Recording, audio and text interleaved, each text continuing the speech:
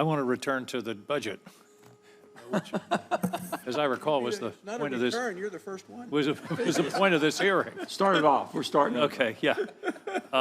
Okay, point one is quit deferring maintenance in the national parks.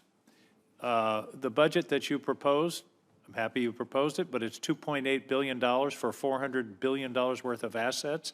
That's less than 1%. The general industry standard is 2 to 4% of value for maintenance.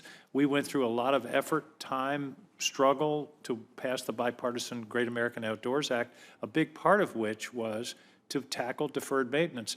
But let's stop digging the hole, okay? So I hope that what you can do is come back with a revised request or work with us to increase the maintenance budget because it's not adequate. $2.8 billion on $400 billion worth of assets is not adequate, and it's pretty frustrating as someone who really worked hard on the Great American Outdoors Act to see the administration continuing a pattern of, and I'm not blaming this administration, this goes back 30 years, 40 years, but to continue a pattern of underfunding maintenance, and therefore we're going to have to do this again at some point in the future. I don't want to do that. Let's do our maintenance as we should right now. Thank you. Second point, National Park Service staffing. There is increases in the budget, but again, they're not adequate. Senator Daines and I have made a recommendation that there should be 23,000 full-time equivalents. That's based on visitation rates and historical visitation rates. The problem is visitation keeps going up, staffing is staying the same. That's not fair to the visitors. It's not fair to the Park Service staff that are being stressed and overworked. I had a chart, I didn't bring it today, but at Yellowstone, for example, staffing is pretty much the same as it was in 2011. Attendance is almost doubled. And this is true at Acadia, it's true at Yosemite, it's true across the country. So that's the second point is I'd like to work with you on increasing staffing numbers because, again, it's not fair to the visitors and to the staff to put them in that position. I hope you'll work with me on that. Absolutely. Yes, we absolutely agree. I've traveled to a number of national parks across the country, and it's a similar story in many places. So thank you. I mean, I'm happy that people are getting out to our national parks. So we need to make sure we're supporting that. But we've got to maintain them and have them adequately staffed in order to maintain the experience.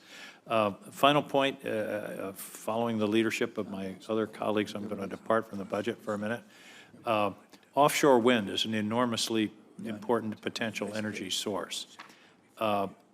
Virtually all, if not all, of the offshore wind proposals that are out there have one thing in common. They're not really offshore wind. They're onshore wind in the water. In other words, they go to the ground. The towers go into the seabed. The University of Maine has been working for 14 years to develop a proposal for a floating offshore wind capacity, which could be an enormous breakthrough because it opens up a much bigger area for potential offshore wind development.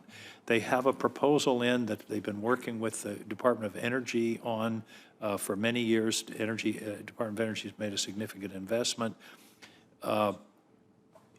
This is a technical matter, and perhaps we need to talk to your counsel, but Senator Collins and I wrote to you about this project, and the response was, well, we're working on it, but we have to issue a request for other proposals because under the statute, we have to look for competition. The question is, what's the meaning of the word competition? We believe it's competition for a research array, which is what this project is, not a commercial array, a research array.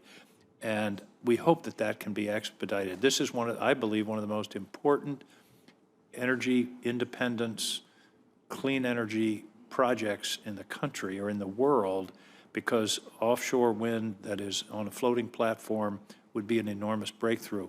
So I hope that you will go back and talk to the people in the Bureau of Ocean Energy Management about expediting this process, following the statute to be sure, but not opening up to a lengthy, competitive project for commercial use, which isn't what this project is.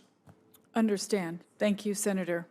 I will absolutely take that message back to Bowen. And I just want you to know that Senator Collins and I are absolutely committed to this project because we want to do the research. Maine has the highest percentage of fisheries-related income of any state in the country. One of the things we want to know is, what's the impact on fisheries? And our fishing community is concerned about that. The only way we're going to know this is if we can do the research necessary. And again, that's one of the reasons we want to move forward with this. So I appreciate your commitment. I'm going to hold you to it. Thank you. Yes, and we are committed to offshore wind. In fact, we've been working extremely hard and have had some tremendous success in offshore wind projects moving forward. I was in California, and they were also talking about floating wind turbines that they would tow out to the middle of the ocean. So I'm happy to see that technology and that research moving forward and appreciate your interest in it. I'll make sure that that I speak with Amanda about this issue. Thank you. We're ready to do it, and we'd really like to see an acceleration of the process within the constraints of the statute. Thank you. Thank you. Mr.